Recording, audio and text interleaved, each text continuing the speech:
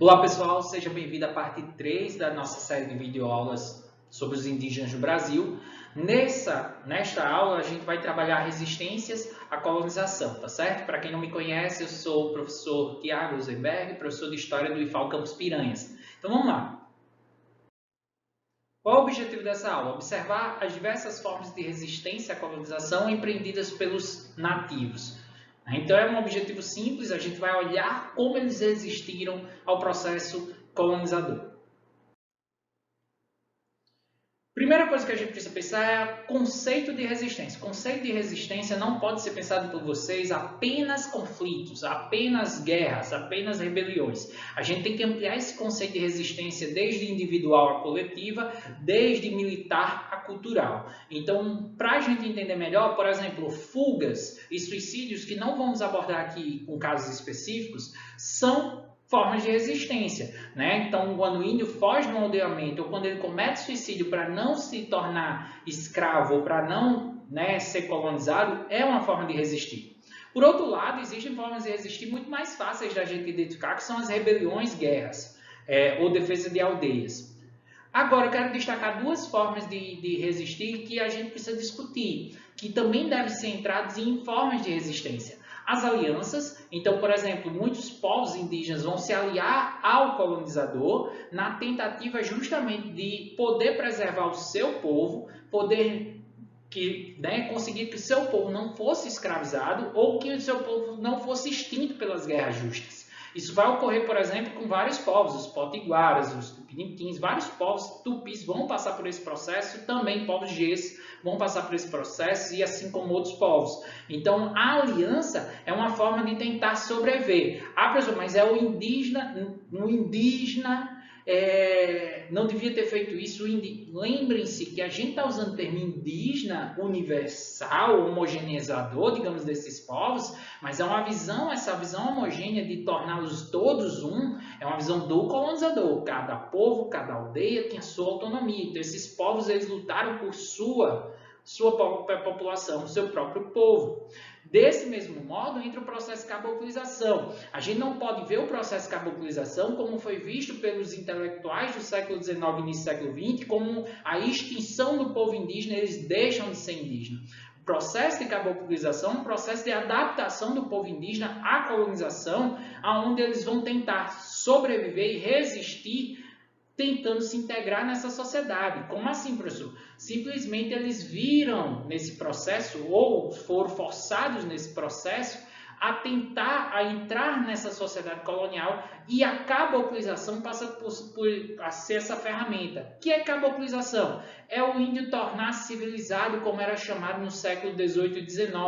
É o índio deixar de ser indígena, como vivia antes do colonizador, e passar a ser caboclo, um índio que vive agora no processo ou no sistema colonial. Muitos desses povos indígenas que passaram pelo processo que a gente chama de caboclização hoje, que é tornar-se caboclo, são os povos indígenas que hoje no Nordeste, por exemplo, lutam por reconhecimento de seus direitos, porque conseguiram preservar seu povo unido de algum modo. E quando eu falo caboclização, muita gente pensa só na mistura do indígena com o branco com relação às relações, né, pessoais, gerando filhos. Mas não, caboclização aqui a gente está falando da mistura cultural. Muitas vezes esses povos também mantiveram a integridade do seu povo etnicamente falando, sem casar com brancos. Mas também teve que casar com brancos muitas vezes. Então esse processo é um processo importante de resistência. Eu gostaria de observar isso. Então, hoje em dia, no Nordeste, a gente vê muitos povos que reivindicam sua identidade e lutam por seus direitos, que são povos caboclos, índios adaptados. É interessante que o português não deixou de ser português, o europeu não deixa de ser europeu, né, quando passa pelos processos de adaptação. Mas, sim, os índios, né, na visão, deixaram de ser índio. Por quê? Porque os intelectuais do século XIX e século XX, junto com o Estado, queriam dizer que não tínhamos índios mais. Se não tínhamos índios, o território está vazio e podemos explorar esse território. Então a gente tem que ter um olhar crítico. Gosto muito dessa imagem para ilustrar isso. Essa imagem chamada Caboclo Índio Civilizado, feito pelo Jean-Baptiste Debé em 1834, que parece uma imagem de guerra, mas não é uma imagem de guerra. Segundo Debé, ele estava na viagem dele e se deparou com esse caboclo que esse índio civilizado, e ele vai mostrar como os indígenas caçavam. Se você observar, tem um outro caçando ali. E ele vai com arco e flecha, numa posição que é muito reconhecida dos povos tupis, que é o arco e flecha sendo manuseado com os pés, caçar essas aves que estavam passando no céu. Então você tem aí um caboclo, ao mesmo tempo esse caboclo com a cultura indígena ainda ali. Então muitos dos nossos caboclos hoje, né, além de ter ou não ter todo o conhecimento da cultura indígena possível, eles estão ainda vivos e estão lutando por direitos. Então, eu quero chamar a atenção que a gente tem que tirar da nossa cabeça a ideia de índio passivo, né? Todo o nosso processo histórico, toda a história oficial e tudo que foi construído na narrativa sobre os indígenas do Brasil trouxe a ideia de passividade. O português chega, o português domina e os índios simplesmente deixam de existir, somem ou se submetem, né? Ou têm que passar por extermínio ou fuga, como se fosse uma passividade. Não. Ele vai resistir de diversas formas, individual, coletiva, cultural ou militar. Uma dessas formas de resistir, que ficou muito conhecida no século XVI e início do século XVII, são as santidades, que a gente vai chamar aqui de santidades ameríndias. Que seriam santidades? São resistências culturais que também lutaram, tá? Também usaram da força, também fizeram ataques, mas são resistências culturais lideradas por grandes xamãs ou pajé-açus ou caraíbas, né? São termos usados para aquele pajé que eu falei que era itinerante, que migrava de aldeia em aldeia. Né? Aí eu tenho uma imagem que ilustra a religião, mas não o pajé-açu. A gente tem, não que eu saiba, não tem nenhuma imagem de um caraíba, mas nessa imagem vocês vão ver índios tupinambás, né, fazendo uma celebração religiosa, onde eles estão dançando numa roda, e no centro vocês vão observar 3 pajés, ou, né, com as vestimentas sagradas tupinambás, obviamente representadas aí como Theodore Debris imaginava, não bate com a realidade das vestimentas, mas usando maracá e o fumo. Então aí vocês têm 3 pajés. Por que eu trouxe essa imagem? Porque provavelmente o fato de ter 3 pajés, nesse caso, possivelmente pode ter um pajé-açu ou é um momento de reunião de várias aldeias diferentes. Como pajés são figuras extremamente importantes, os pajé-açus ou os caraíbas, eles passaram a ser muito importantes dentro da tradição tupi-guarani. E no momento da colonização, eles passaram a ser mais importantes ainda. Quem seria essa figura do pajé-açu que a gente está falando? Esse pajé-açu, na colonização, muitas vezes ele migrava para uma determinada região e acaba reunindo seguidores indígenas, caboclos e, às vezes, brancos, numa espécie de mistura religiosa entre a religião indígena e a religião católica, onde ele pregava a resistência às tradições católicas e à colonização. Então vai se formar grupos inteiros fazendo isso. A mais conhecida é a Santidade de Jaguaribe, que ocorreu na Bahia. É considerada a maior rebelião indígena durante o século XVI, e isso é discutível, porque como medir essa rebelião de outras rebeliões, como os dos Potiguara, né? Não tem como medir, mas muitos documentos afirmam esse enaltecimento.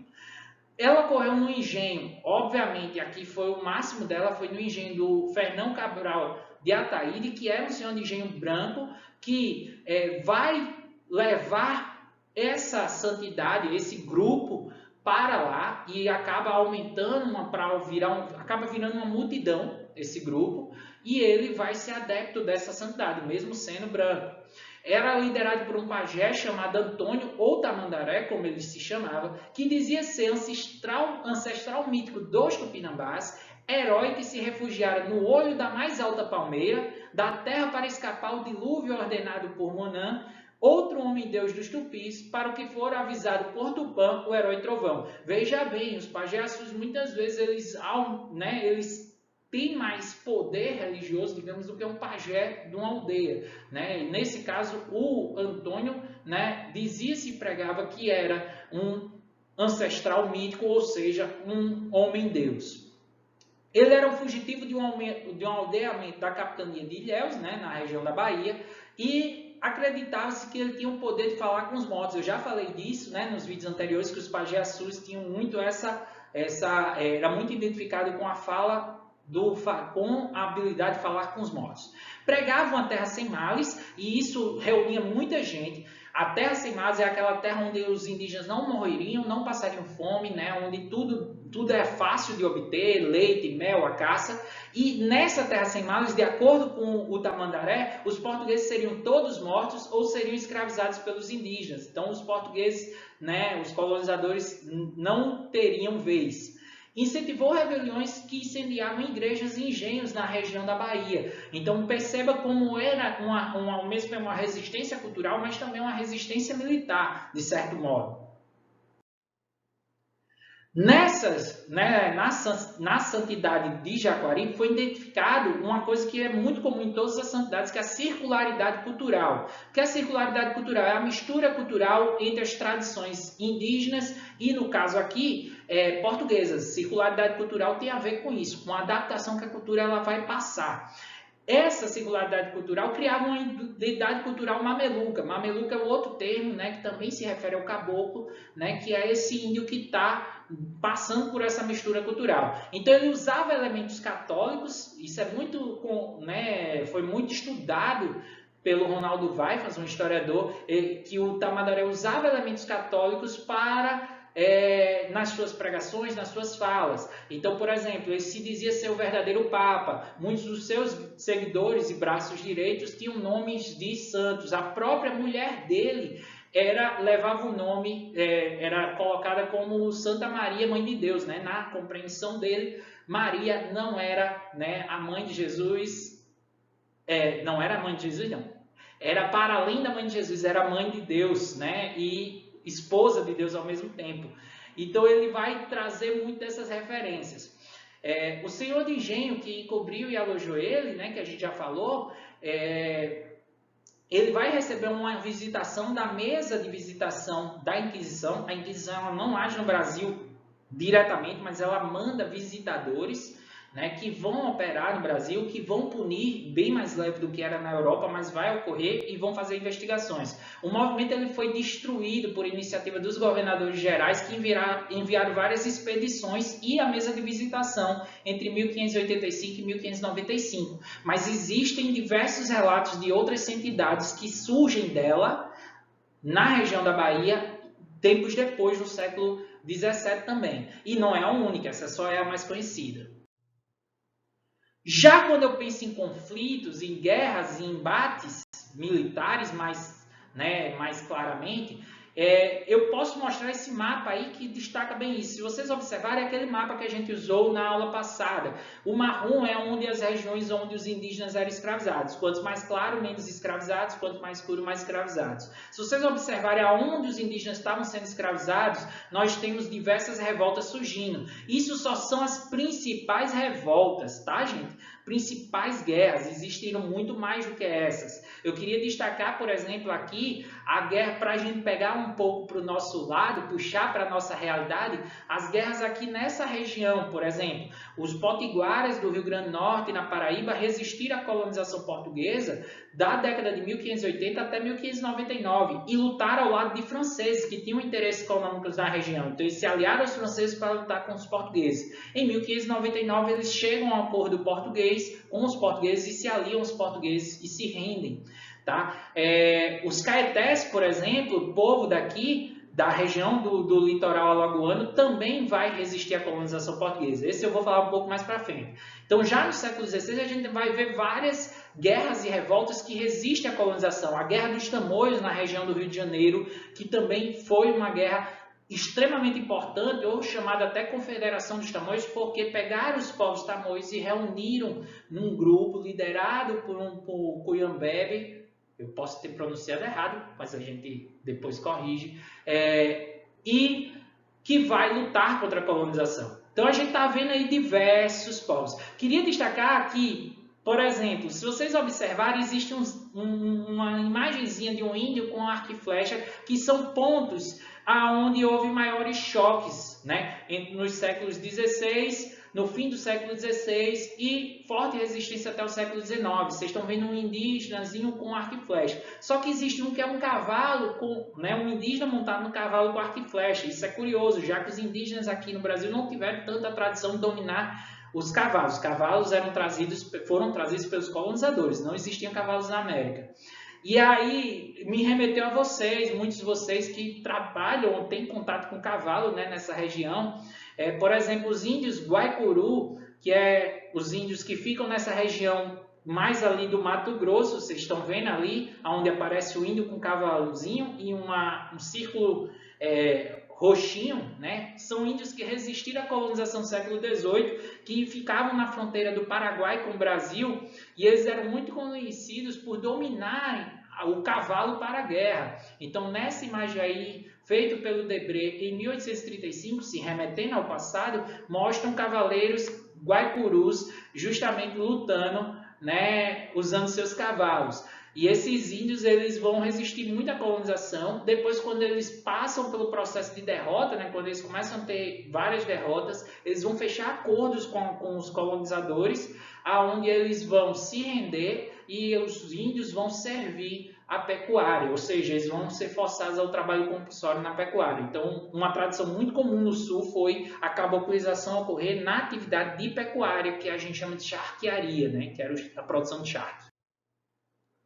A resistência dos caetés eu chamei a atenção porque é a resistência alagoana, né?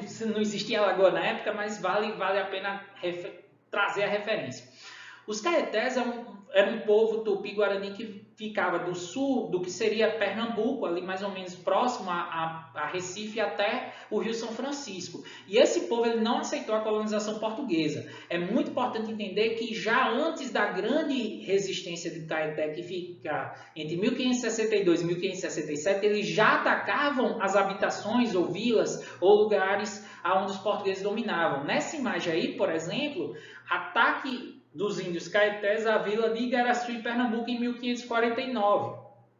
Então, veja, Theodore Debré, né, obviamente ilustrando o livro do Hans Staden, já mostra que havia ataques dos caetés às habitações portuguesas muito antes do embate. O que é que aconteceu? Em 1556, um navio português naufragou na foz do rio Cururipe, e nesse navio português tinha o primeiro bispo do que seria o Brasil, né? O primeiro bispo mandado para cá, que era o Pero Fernandes de Sardinha, não é difícil lembrar, o bispo Sardinha, e o donatário do Ceará, Antônio Cardoso de Barros, e mais 100, né, integrantes, tripulantes da nau. Os índios caetés, eles atacaram esse grupo náufrago e eles mataram. Por quê? Porque eles eram inimigos dos portugueses, eles não aceitavam o domínio português. Só que o que aconteceu foi que eles foram acusados de canibalismo, e essa acusação de canibalismo, mesmo até o século XX, todo mundo tinha certeza que eles tinham canibalizado, digamos assim, né, o bispo Sardinha. Atualmente os documentos, as análises de documentos mostram que não havia nem comprovação de tal canibalismo, mas a narrativa foi: eles mataram e eles canibalizaram o bispo, né, Sardinha. Eles comeram a sardinha. E aí a forte reação da igreja e de Portugal, do governo, considerando eles como inimigos da civilização, gerou uma ordem do governador geral Mendes Sá, né, apoiado pela igreja, de determinar a escravização de todos os caetés, independente de terem participado ou não do ataque, de terem ou não canibalizado. Naquele momento acreditavam que ele estava canibalizado ou criaram narrativa para isso, e acabou que o povo caeté ele foi exterminado, ele não existe mais, né? Os índios que são da região hoje onde eram os caetés são outros povos indígenas. Fora esse exemplo que eu queria trazer de Alagoas, e que infelizmente até seria legal quando a gente fizesse uma aula de Campo Penedo, mas a pandemia não permitiu, nós temos a grande guerra dos povos indígenas durante o Brasil colonial. A maior guerra, o maior conflito que a gente teve de resistência dos povos indígenas foi a Confederação dos Cariris, que foi chamada pelo colonizador e também foi chamada pela elite brasileira durante o século XIX e século XX, uma elite extremamente racista, como Guerra dos Bárbaros. Né? Por quê? Porque justamente trazendo a referência a os tapuias serem bárbaros. Né? Hoje em dia nós chamamos Confederação dos Cariris, respeitando muito mais essa identidade étnica e não caindo nesse racismo do termo bárbaro. Foi uma guerra que ocorreu nos sertões do Ceará, Rio Grande do Norte, Paraíba e Pernambuco, mas também se estendeu, tendo batalhas e tendo atividades na Bahia, né, que naquele momento era Sergipe, tá? Alagoas era parte de Pernambuco, não existia nem Alagoas nem Sergipe. e também se estendendo até o Maranhão. Então, é possível. Ela dura 3 décadas, tá? Quase 4 décadas, e ela foi uma resistência de vários povos tapuias, Gs, né? Gs do nosso sertão, à colonização portuguesa, principalmente com as atividades da pecuária. Os portugueses eles vão adentrar, e aí eu usei esse termo bem difícil, adentrar, eles vão entrar no território do sertão muito com expedições militares para dominar aquele território. O objetivo maior era dominar o território para a pecuária e eles não tinham tanta preocupação em escravizar os índios. Isso era muito curioso, porque os tapuias eram considerados como aquela narrativa dos grandes selvagens, então vamos, né, causar,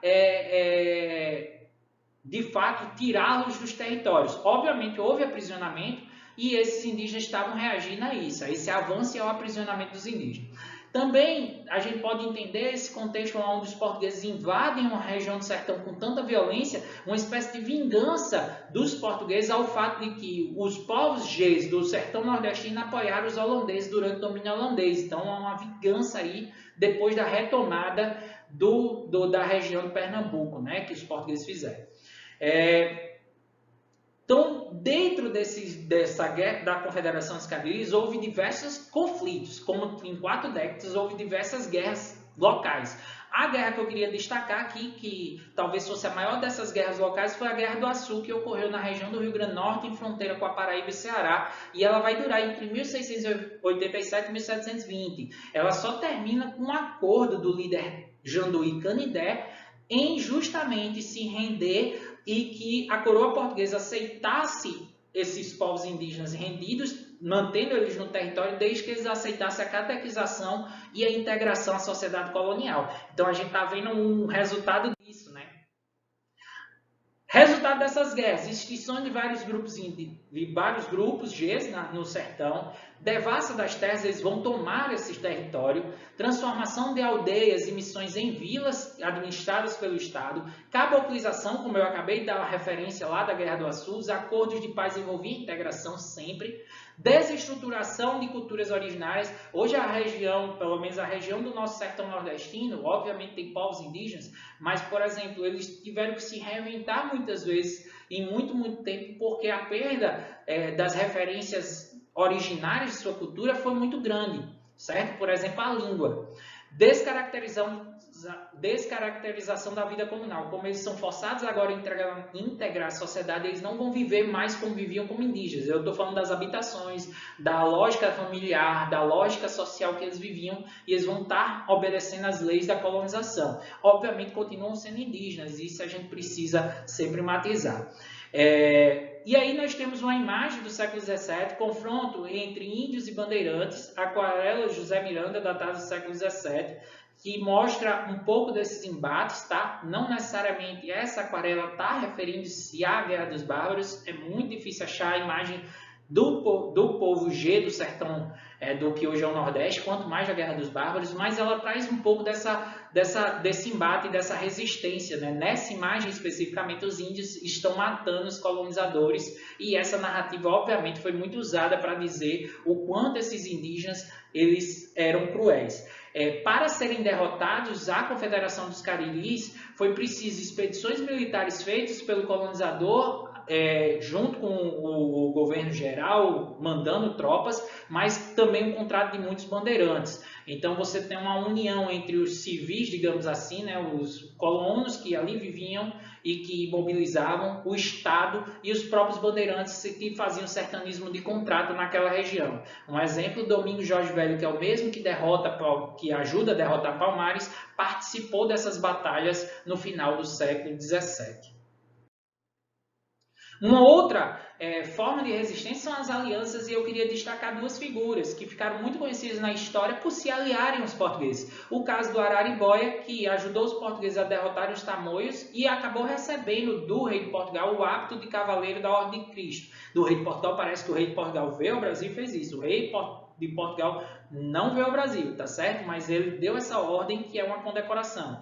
E talvez o maior nome dos povos indígenas aliados ao português é o Felipe Camarão, que é lá do Rio Grande do Norte. Camarão aí vem de Potiguar, Potiguar significa camarão. Ele era líder dos povos potiguara no Rio Grande do Norte, aliado dos portugueses, e ele lutou com os portugueses contra os holandeses e fez parte das batalhas mais importantes, como a Batalha dos Guararapes. Ele acabou se tornando um herói da Batalha dos Guararapes, liderando um terço indígena, ou seja, uma tropa indígena, e ganhou as condecorações de Capitão Mor de todos os índios do Brasil, Cavaleiro da Ordem de Cristo e até o Foro de Fidalgo, ou seja, é um status de nobre. Mas ele morre em 1648 e nunca desfrutou dessas condecorações. Queria destacar aqui o papel muito importante da esposa dele, Clara Camarão, também potiguar, potiguara, e ela liderou não só tropa de guerreiras, um grupo de guerreiras indígenas, como foi muito presente na tirada de famílias portuguesas ou luso-brasileiras da região de batalha. Então, aí está a imagem do Felipe Camarão, feito por um pintor anônimo no século XVII, onde você percebe os traços físicos do indígena, mas já nas vestimentas do europeu. Então, é importante entender isso. Não que ele se vestisse assim, essa imagem era a imagem já da condecoração, já dele homenageado, provavelmente pós-morte dele, construindo essa ideia de herói, mas ao mesmo tempo tentando embranquecê-lo mais. A fim da escravidão indígena, quando ocorreu de fato, se é que ocorreu, a gente pode botar essa interrogação. Eu já falei para vocês nas aulas anteriores que existiram leis que proibiam a escravidão indígena entre as leis 1595, 1609 e 1680, mas essas leis elas não vão ser aplicadas de fato, certo? Elas proibiam as guerras justas, elas proibiam os resgates e ela tentava coibir as práticas abusivas, mas na colônia ela nunca vingou. A atividade econômica colonial usava muita mão de obra indígena, então essas leis elas basicamente não saem do papel, Então vão continuar tais práticas sendo feitas. A proibição indígena mais de fato veio, digamos assim, e mesmo assim muito entre aspas, foi em 1755 no Grão-Pará e Maranhão, no estado do Grão-Pará e Maranhão, e se estendeu a toda a América Portuguesa, ou o que a gente chama de Brasil, em 1758. Mas mesmo existindo esse fim da escravidão, a gente vai ver em vários momentos, até o século XIX, existir escravos indígenas. Esse fim da escravidão fez parte de um documento chamado Diretório-Geral dos Índios, onde o Marquês de Pombal, que era o primeiro-ministro, o ministro braço direito do rei de Portugal, ele tentou modernizar o que seria o Império Português e, obviamente, a exploração da América Portuguesa, do Brasil, que era a principal galinha dos ovos de ouro de Portugal, usando as lógicas do iluminismo, que pregava a ideia da liberdade. De certo modo, isso foi acompanhado com o fim da escravidão, mas o Diretório-Geral dos Índios não só fazia isso, ela tirava a administração dos índios dos missionários, dos aldeamentos, missões, e passava a ser feito pelo Estado, mas esse índio continuava tendo que ser civilizado, tendo que passar pelo processo de colonização, passar pela mudança cultural e por um trabalho compulsório, além de mudar a sua forma de trabalho. Então, essa transformação tentava fazer o índio tornar-se súdito do rei e produtivo para a colônia, certo? Então tinha como objetivo integrar os nativos à sociedade colonial, a gente não pode esquecer disso.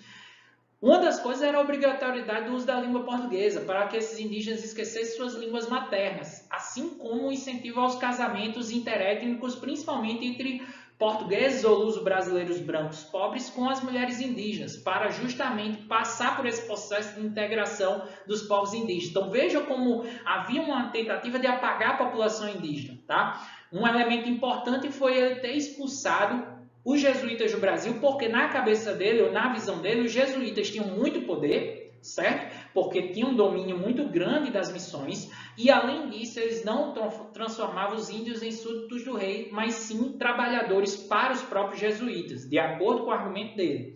E eles expulsou os jesuítas de todas as possessões portuguesas, ou seja, de todo o Império Português. O Diretório dos Índios funcionou como o Marquês de Pombal queria? Se tivesse funcionado, seria muito ruim. Mas nem isso deu certo, não alcançou seus objetivos. A partida dos missionários piorou a situação, com expedições de apresamento, guerras contra grupos hostis, exploração crescente da mão do trabalho indígena. O avanço em cima do território indígena foi muito maior do que antes com os missionários, tá certo? As aldeias transformadas em vilas, elas entraram em decadência em todo o Brasil e em particular na Amazônia. E o trabalho compulsório continuou sendo muito praticado. Então, apesar dessa lei dizer que tinha o fim da escravidão não ocorreu. Além disso, outras formas de trabalho que forçavam o índio a trabalhar na sociedade colonial também ocorriam, certo? Aí nós temos uma imagem muito infeliz de índios escravizados, uma fotografia do século XIX, de meados do século XIX, com autor anônimo, mostrando que um século depois dessa lei ainda existia a escravização dos povos indígenas, tá certo? No que resultou o contato com o europeu? Alianças temporárias que representavam o domínio político e cultural europeu, obviamente é uma forma de resistência, mas sim era um domínio cultural e político do europeu. Etnocídio, né, destruição, assimilação das culturas indígenas, religião, língua, hábitos. Então, as culturas indígenas atuais, de povos que passaram por esse processo, elas são adaptadas, elas passaram por uma mudança. Obviamente, isso também é natural, né? Toda cultura muda, mas essa foi forçada. Miscigenação, também com os negros, além dos brancos. Miscigenação aqui a gente está falando da mistura cultural, mas também a mistura de povos, tá? Através de casamentos e outras relações. Então, por exemplo, nossa região aqui você vai ver a presença afro-indígena muito forte, pessoas misturadas justamente de negros e indígenas na nossa região. Caboclização integrada à cultura e à sociedade colonial, e aí eu trouxe essa imagem da mulher guarani civilizada indo à missa no domingo, de Jean Baptiste Debré, em 1835, onde a gente vê uma mulher indígena guarani indo à missa, né, justamente a religião católica, né, sendo manifestada. Isso não significa não manter tradições, e isso foi muito forte entre os povos indígenas caboclos, manter tradições indígenas apesar da fé católica. Visão racista e eurocêntrica que vai predominar sobre os povos indígenas como preguiçosos, sobre os povos indígenas, não eles, né? Vendo eles. Preguiçosos, homogêneos, um só, né? Exóticos, violentos, selvagens, ingênuos, improdutivos. Até hoje, visões marcantes da sociedade brasileira para os povos indígenas, que não se preocupam em entendê-los e nem em reconhecer seus direitos e categorizam eles através desses estereótipos, desse racismo. Tá? E aí eu lembro daquela imagem, a Índia Tarairu Tapuia, né, do Albert Ecaute, em 1641, onde ela é colocada como uma selvagem que come carne humana pelo seu regime alimentar, porque gosta de carne humana, tirando de contexto o ritual antropofágico, ou seja, coloca ela como um animal selvagem. Né? Isso é um absurdo, mas ainda é comum. O genocídio, né? Talvez o maior impacto do resultado dessa colonização foi o genocídio. O genocídio quer dizer morte de um povo. Doenças europeias vão ser a maior causadora das mortes dos indígenas, tá? Depois as guerras de conquista, essas várias guerras que a gente falou, as expedições de apresamento que vão escravizar esses indígenas também vão matar muitos deles. A própria escravidão, o trabalho compulsório e os maus tratos vão levar muitos indígenas à morte. Então, nessa imagem aí feita, né, uma imagem feita baseada nos dados da FUNAI, nós vemos o que seriam os indígenas em 1500 e os que seriam indígenas hoje. Né? Essa imagem ela mostra que houve uma dizimação dos povos indígenas. Atualmente nós temos um crescimento dos povos indígenas, não só de povos que se declaram indígenas, mas também um maior nascimento da população indígena, o que está gerando um repovoamento, digamos assim, dessa população.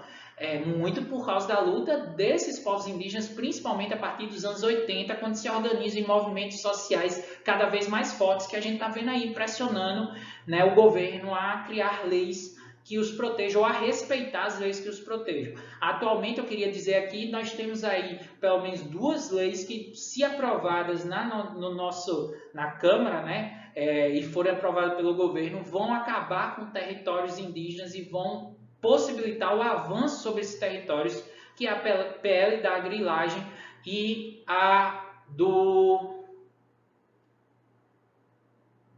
marco temporal. Então, dê uma leitura sobre isso que vai ser muito interessante. Professor, por que a gente nunca escutou isso antes? Simples. Sabe por que vocês nunca escutaram isso antes?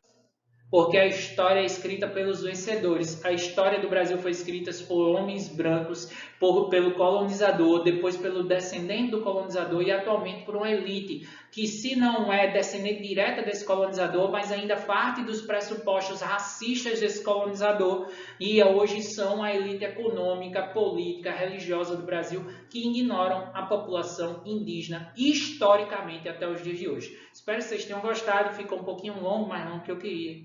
Mas é isso aí. Esperem que vamos fazer mais para frente as partes 4 e 5 relacionadas aos índios no Império e na República. É isso aí, pessoal. Um grande abraço.